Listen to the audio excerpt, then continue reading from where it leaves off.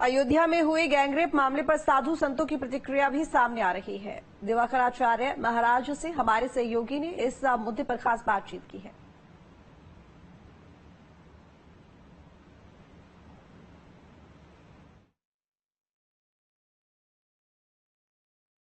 हमारे साथ हैं अयोध्या से महाराज दिवाकराचार्य जी। आइए उनसे बात करते हैं कि अयोध्या का जो रेप कांड है उसके बारे में वो क्या कहते हैं। महाराज जी, जो अयोध्या जैसी हमारी धार्मिक जगह है जहां पर राम जी का मंदिर है, वहां पर अभी रेप कांड हुआ है जिसमें राजनीति भी कहेंगे कि राजनीति चल रही है, तो क्या मानते हैं, क्या पूरा मामला था और किस तरीके से अब राजनीति चल रही है? ठीक बात आप कह रहे हैं। चूंकि अयोध्या एक धार्मिक नगरी है और जिस प्रकार से समाजवादी पार्टी के कार्यकर्ता, समाजवादी पार्टी के पदाधिकारी मोहित खान ने एक छोटी सी बच्ची के साथ में बर्बरता पूर्वक, निर्ममता पूर्वक बलात्कार किया और न सिर्फ बलात्कार किया बल्कि गैंग रेप किया उसके साथ, और लगातार ये 60 दिनों तक सिलसिलेवार तरीके से करता रहा। और जो पीडीए की बात कर रहे थे हमारे पूर्व मुख्यमंत्री श्रीमान अखिलेश यादव जी, आज वो मौन है। और जो नवनिर्वाचित सबसे बूढ़े सांसद अवधेश पासी साहब हैं वो मौन है। पूरी तरीके से समाजवादी पार्टी की सामाजिक संवेदनहीनता दिखा रही है, दर्शा रही है कि किस प्रकार से समाजवादी पार्टी आज अपना संपूर्ण रूप से पर्याय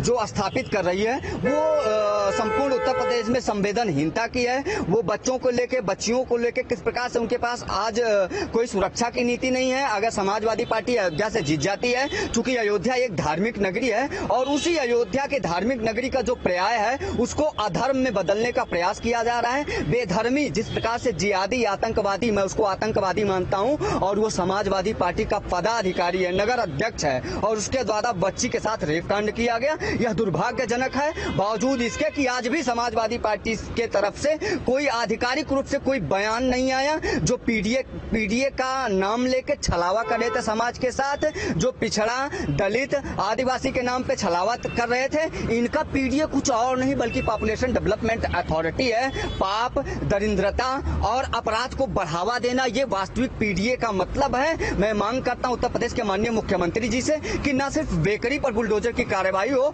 बल्कि उसका संपूर्ण साम्राज्य तहस नहस किया जाना चाहिए। और जैसा कि सोशल मीडिया इत्यादि और हमारे समर्थकों के माध्यम से मुझे पता चल रहा है, ये कोई पहला केस नहीं है। बस वो मोहित खान को लेकर और इस बच्ची के साथ जो केस घटित हुई है, जो घटना, ये सिर्फ इसका खुलासा हुआ है। इसके पहले भी इसने 7-8 बच्चियों के साथ ऐसे दुष्कर्म किए हैं, जैसा कि मुझे जानकारी हो रहा है सोशल मीडिया से और तमाम लोगों को फोन कॉल के माध्यम से। तो इसी बीच सीधी तस्वीरें आप अयोध्या से देख रहे हैं, जहां पर पीड़ित परिवार, अयोध्या गैंगरेप मामला जिसमें जो पीड़ित परिवार है उनसे मिलने के लिए बीजेपी का डेलीगेशन मिलने के लिए पहुंचा है। तो पीड़ित परिवार से मुलाकात करने के लिए बीजेपी का डेलीगेशन पहुंचा, उनसे मुलाकात और साथ ही उनकी आर्थिक मदद और न्याय दिलाने का भरोसा लगातार बीजेपी की तरफ से दिया जा रहा है। हालांकि आरोपी के खिलाफ कार्रवाई भी चल रही है। कल ही बुलडोजर के जरिए जो आरोपी है उसके प्रॉपर्टी, अवैध कब्जे सभी को ध्वस्त किया गया है। और इसी बीच बीजेपी का डेलीगेशन पीड़ित परिवार से मिलने के लिए उनके घर पहुंचा। तो ये तस्वीरें जो आप देख रहे हैं, बीजेपी के नेता और कुछ अधिकारी वहां मौजूद, और साथ ही पीड़िता से और पीड़िता के परिजनों से मुलाकात, आर्थिक मदद, न्याय का भरोसा, सब कुछ देने की कोशिश, यहां पर समझाने की कोशिश। लेकिन सबसे बड़ी बात यहां पर ये कि जिस तरीके से लगातार बयानबाजी हो रही है, सियासत हो रही है इस मामले को लेकर, उसको लेकर क्या समझा जाए। क्योंकि एक तरफ जहां पर सरकार कार्रवाई कर रही है पीड़िता को न्याय दिलाने के लिए, वहीं दूसरी तरफ जो विपक्षी पार्टियां हैं वो एक के बाद एक बयान देकर बीजेपी को घेरने की कोशिश कर रही हैं। लेकिन ये मामला इतना संवेदनशील, जिस पर कुछ भी बोलने से पहले कई बार सोचने की जरूरत। लेकिन वहीं पीड़िता के घर जमावड़ा, बीजेपी का डेलीगेशन पहुंचा है पीड़िता के परिजनों से मिलने के लिए, पीड़िता से मिलने के लिए और उनको ढांढस बनाने के लिए, और इसके साथ ही उनकी मदद का आश्वासन देने के लिए। तो अधिकारी और नेतागण सभी मौजूद हैं।